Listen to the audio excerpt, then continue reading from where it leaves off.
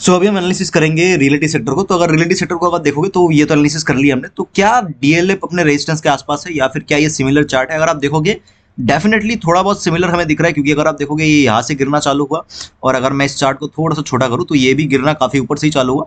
लेकिन अगर देखोगे डीएलएफ ने इसको आउट परफॉर्म किया है ना, अपने सेक्टर को डीएलएफ ने आउट परफॉर्म किया है और लगभग लगभग अपने रेजिस्टेंस के आसपास ये भी ट्रेड कर रहा है। तो क्या डीएलएफ ने भी अपना रेजिस्टेंस तोड़ा? जैसे कि अगर आप देखोगे तो इसने जो है, जो सेक्टर है हमारा, उसने रेजिस्टेंस को तोड़ दिया है, दो रेजिस्टेंस को एक साथ तोड़ा है।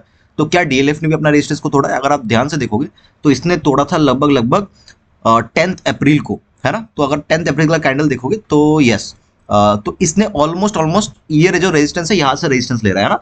तो डीएलएफ के अंदर क्या है, डीएलएफ के अंदर जो है ये वाला रेजिस्टेंस टूटा नहीं है, ओके। बट अगर आप ध्यान से देखोगे चीजों को कि डीएलएफ ऑलरेडी इसको आउट परफॉर्म कर रहा है ना। और इसका जो रेजिस्टेंस था, ये जो रेजिस्टेंस आप देख रहे हो, ये रेजिस्टेंस कहीं ना कहीं डीएलएफ का नीचे था, करेक्ट। ये डीएलएफ का एक्चुअल रेजिस्टेंस था जो कि इसके साथ लिंक हो रहा है, करेक्ट। इसके साथ ये रेजिस्टेंस लिंक हो रहा है, ना कि ऊपर का। तो ये तो रेजिस्टेंस ऑलरेडी डीएलएफ ने तोड़ दिया और ऊपर साथ में अगर देखोगे तो ऑलरेडी डीएलएफ और एक रेजिस्टेंस के आसपास आ गया है। लेकिन हमारा जो इंडेक्स है, राइट, ये अभी भी बहुत दूर है, बहुत दूर है अपने रेजिस्टेंस से। कहीं ना कहीं इसके आसपास ये रेजिस्टेंस कहीं ना कहीं आएगा, राइट। तो ये काफी ज्यादा दूर है अभी भी। तो इसीलिए कहीं ना कहीं डीएलएफ जो है हमारा वो आउट परफॉर्म कर रहा है अपने सेक्टर को, राइट। उसके बाद क्या था, उसके बाद गोदरेज प्रॉपर्टीज आती है। मैं एक बार के लिए लिख देता हूँ फिर से, गोदरेज प्रॉपर्टीज मैं एक बार में करके सब कुछ लिखूंगा, ठीक है। याद रखना कि डीएलएफ में आउट परफॉर्मेंस हुई है, ओके। सो अभी अगर यहाँ पे देखोगे आप तो डेफिनेटली इसका भी सेम सिनारियो है। अगर आप देखोगे सिमिलर चार्ट है, बिल्कुल सिमिलर, मतलब इतना ज्यादा परफेक्ट नहीं हो सकता कुछ। अगर आप ध्यान से देखोगे तो बिल्कुल सिमिलर, बिल्कुल सिमिलर चार्ट। तो इसको मैं जो है सही से अगर बोलने जाऊँ तो ये एक काफी अच्छे मोमेंटम के साथ ऊपर जा रहा है। और कहीं ना कहीं गोदरेज प्रॉपर्टीज को अगर हम देखने जाए, राइट, गोदरेज प्रॉपर्टीज को अगर हम देखने जाए, सो ऑलमोस्ट ऑलमोस्ट ये कहीं ना कहीं थोड़ा सा आउट परफॉर्म ये भी करता हुआ मुझे दिख रहा है यहाँ पे, है ना, क्योंकि ये रेजिस्टेंस इसके आसपास है और ये कहीं ना कहीं ऑलरेडी इसके ऊपर चल रहा है। तो गोदरेज प्रॉपर्टीज भी सिमिलर टू थोड़ा सा आउट परफॉर्मेंस हमें दिख रहा है, ठीक है, थोड़ा सा, ज्यादा नहीं। ओके, चलो अभी लोधा को देख लेते हैं।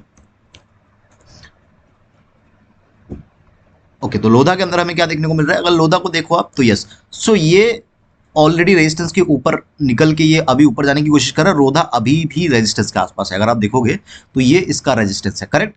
तो रोधा जो है वो रेजिस्टेंस 1 के आसपास है। तो क्या चार्ट सिमिलर है? याद रखना हर चीज में आपको ये भी लिखना है कि चार्ट सिमिलर है कि नहीं। अगर आप देखोगे तो यस, इसका चार्ट और लोधा का चार्ट बिल्कुल सेम मुझे लग रहा है, राइट। अगर आप देखोगे यहाँ से यहाँ तक गिरा, ये भी काफी नीचे तक गिरा, अभी अपने आप को सस्टेन करने की कोशिश कर रहा है। तो ऑलमोस्ट ऑलमोस्ट लोधा का चार्ट सिमिलर है। लेकिन हाँ, इसमें एक प्रॉब्लम क्या है, इसमें एक बड़ी मूवमेंट आ गई थी इस जगह पे, जो कि यहाँ पे उतनी बड़ी मूवमेंट नहीं आई, और यहाँ पे इसमें छोटी मूवमेंट आ रही है। तो इसके ऊपर अगर निकलेगा तो इस पर्टिकुलर सेक्टर को और ज्यादा स्ट्रेंथ मिलेगी, ठीक है। उसके बाद क्या आता है? उसके बाद हमारा आता है last Obra relative, right. Obra relative अगर हम देखें तो